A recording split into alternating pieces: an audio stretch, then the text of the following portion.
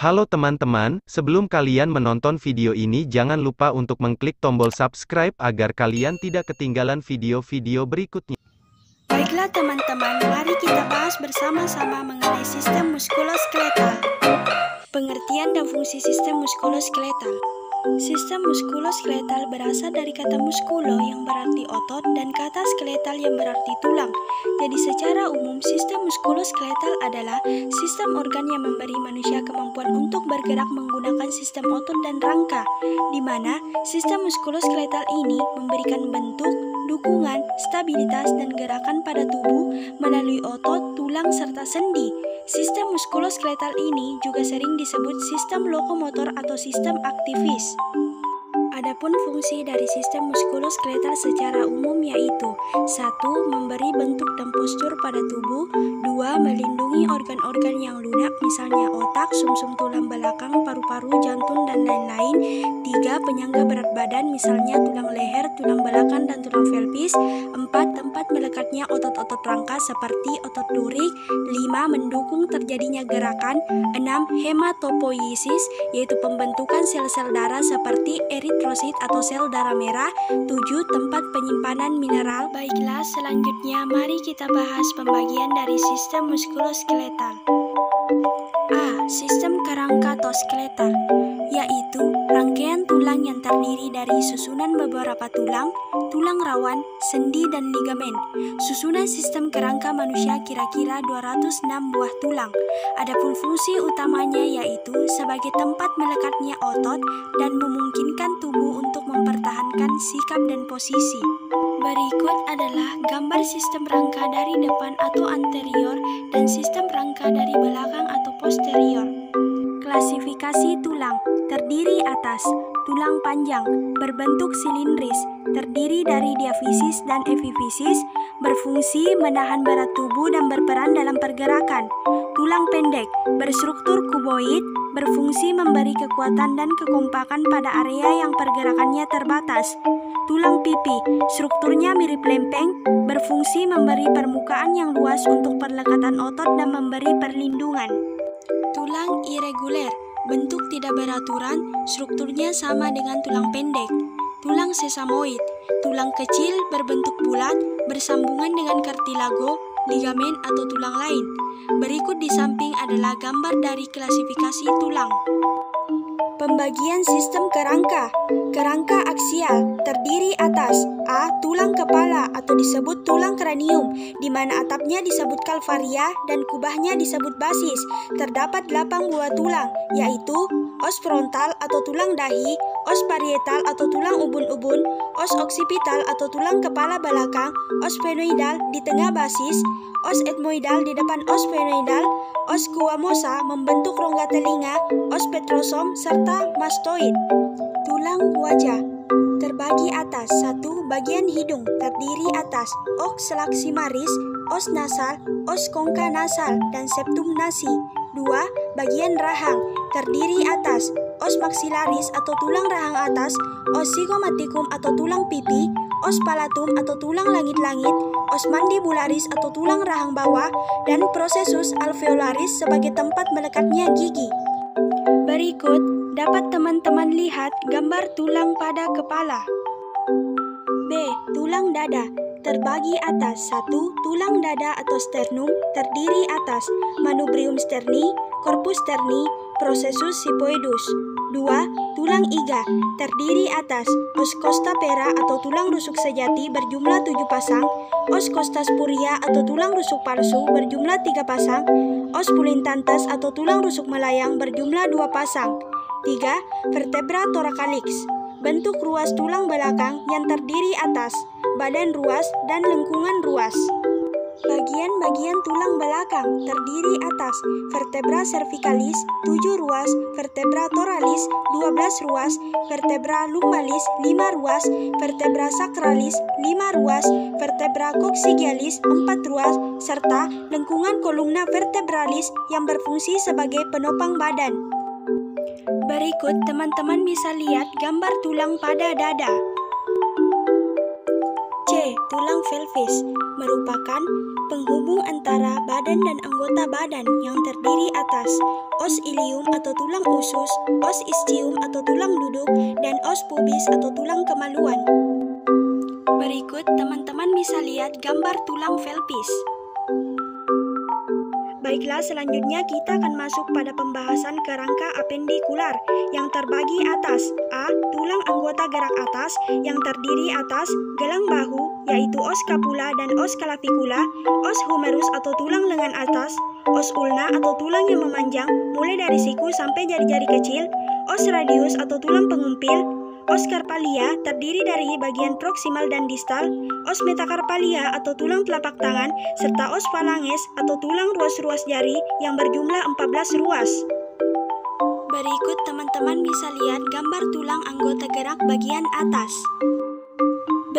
Tulang anggota gerak bagian bawah terdiri atas os coxa, yaitu os ilium atau tulang usus, os pubis atau tulang kemaluan, os ischium atau tulang duduk, os femur atau tulang paha, os tibia atau tulang kering, os patella atau tulang lutut, os tarsalia atau tulang kecil dan bulat pada pangkal kaki berjumlah 8 buah, os metatarsalia atau tulang telapak kaki, serta os phalanges atau tulang ruas-ruas jari kaki berjumlah 14 ruas. Berikut teman-teman bisa lihat gambar tulang anggota gerak bagian bawah. Selanjutnya, mari kita bahas mengenai gangguan atau kelainan pada tulang, terkhususnya pada tulang belakang. 1. Skoliosis, yaitu kelainan pada tulang belakang yang bengkok ke samping.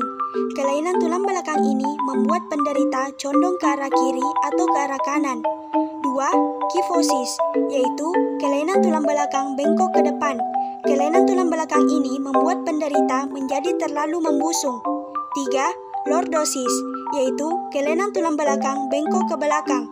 Kelainan tulang ini membuat penderita menjadi bungkuk ke depan. Berikut teman-teman bisa lihat gambar kelainan pada tulang belakang.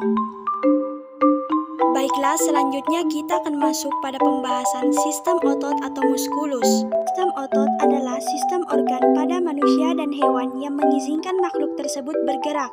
Manusia sendiri memiliki sekitar 650 jenis otot rangka. Adapun fungsi otot secara umum yaitu 1. Menghasilkan gerakan rangka, 2. Mempertahankan sikap dan posisi tubuh, 3. Melindungi organ vital, 4. Menopang jaringan lunak. Berikut teman-teman bisa lihat gambar otot tubuh dari depan dan dari belakang atau bagian anterior dan posterior. Struktur otot terdiri atas origo, tempat lekat otot pada tulang yang diam, insertio, tempat lekat otot pada tulang yang berkontraksi, tendo, jaringan ikat yang kuat dan melekat pada tulang, ligamentum, jaringan ikat penghubung tulang maupun sendi, cartilago, terdiri atas tulang rawan, serta tonus otot. Struktur mikroskopik otot tersusun atas serabut otot yang terdiri atas 2 miofilamen, yaitu miofilamen tebal atau miosin, miofilamen tipis atau aktin. Berikut teman-teman bisa lihat gambar struktur dan tendon otot. Macam-macam sel otot terdiri atas 1. Otot rangka, sifatnya antagonis dan sinergi. Terdapat banyak inti sel berlokasi di tepi, sel berbentuk memanjang atau miofibril, gerakan diatur kesadaran, bergerak secara aktif dan memelihara sikap tubuh. 2. Otot otonom atau otot polos, protoplasma licin, tidak punya garis-garis melintang, terdapat pada alat-alat dalam seperti usus, kandung kemih, dan pembuluh darah. 3. Otot jantung, susunan bergaris lintang, terdapat mekanisme khusus dalam berkontraksi. Berikut di bawah dapat dilihat gambar dari macam-macam sel otot. Otot tubuh berdasarkan letaknya terbagi atas otot bagian kepala, otot bagian leher, otot dada, otot perut, otot punggung, otot bahu dan lengan, otot panggul, serta otot anggota gerak bawah. Berikut adalah gambar otot pada kepala dan leher. Berikut adalah gambar otot pada permukaan dada dan abdomen. Berikut adalah gambar otot pada panggul. Berikut adalah gambar otot pada bahu. Berikut adalah gambar otot pada paha dan tungkai. Fisiologi pergerakan otot. Otot dipersarafi oleh dua saraf, yaitu saraf sensorik membawa impuls dari otot, saraf motorik membawa impuls ke serat otot. Kontraksi otot dapat terjadi karena reaksi filamen aktin dan miosin yang menyisip satu sama lain, menarik ujung sel otot sehingga saling mendekat. Baiklah, selanjutnya kita akan bahas mengenai gangguan atau kelainan yang biasa terjadi pada otot. 1. Keseleo merupakan salah satu kondisi yang terjadi ketika otot mengalami tarikan atau putaran, baik secara tiba-tiba maupun perlahan. 2. Atrofi otot merupakan kondisi terjadi penurunan massa otot. Hal ini biasanya disebabkan oleh cedera atau adanya suatu penyakit, sehingga bagian tubuh tertentu tidak bisa digerakkan dalam jangka waktu yang lama. 3. Distrofi otot merupakan salah satu bentuk kelainan otot yang ditandai dengan melemahnya otot secara bertahap. Selanjutnya, mari kita bahas mengenai sendi atau artikulasi. Sendi adalah pertemuan dua tulang atau beberapa tulang kerangka. Pertemuan tersebut bisa memungkinkan terjadinya gerakan atau tidak adanya gerakan. Klasifikasi persendian secara struktural yaitu A. Sendi fibrosa, tidak memiliki rongga sendi dan diperkokoh oleh jaringan fibrosa. B. Sendi kartilaginosa, tidak memiliki rongga sendi dan diperkokoh oleh jaringan kartilago. C. Sendi sinovial, memiliki rongga sendi dan diperkokoh dengan kapsul dan ligamen artikular. Berikut adalah gambar dari sendi fibrosa, kartilaginosa, dan sinovial. Klasifikasi sendi menurut fungsinya terbagi atas.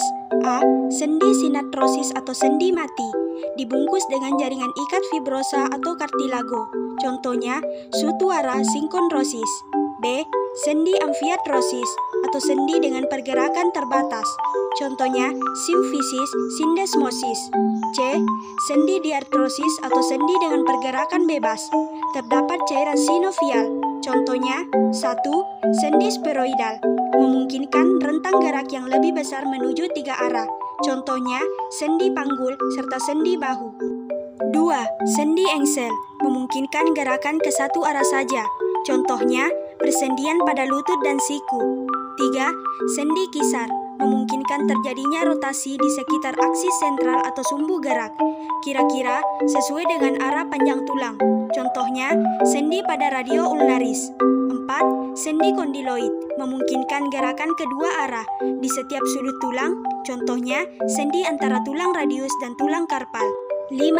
Sendi pelana, memungkinkan gerakan yang sama, permukaan sendi berbentuk pelana, arah sumbu yang satu permukaan cembung, dan arah lainnya juga cembung. Contohnya, persendian antara tulang-tulang karpal dan metakarpal pada ibu jari. 6. Sendi peluru, memungkinkan gerakan meluncur antara satu tulang terhadap tulang lainnya. Contohnya, persendian intervertebra dan persendian tulang-tulang karpal. Berikut teman-teman bisa lihat gambar macam-macam sendi. Baiklah, selanjutnya kita akan masuk pada pembahasan mengenai gangguan atau kelainan pada persendian. 1. Artritis reumatoid, menyebabkan inflamasi dan peradangan pada jaringan ikat. Selain itu, juga bisa menyebabkan gerak sendi menjadi terbatas. 2. Osteoartritis, merupakan gangguan persendian di mana terjadi perubahan akibat berkurangnya tulang rawan sendi. Gangguan ini berhubungan dengan penuaan, obesitas, dan trauma persendian. 3. Artritis gout, gangguan sendi ini terjadi akibat adanya kelainan metabolisme asam nukleat, sehingga menyebabkan penumpukan asam urat pada persendian.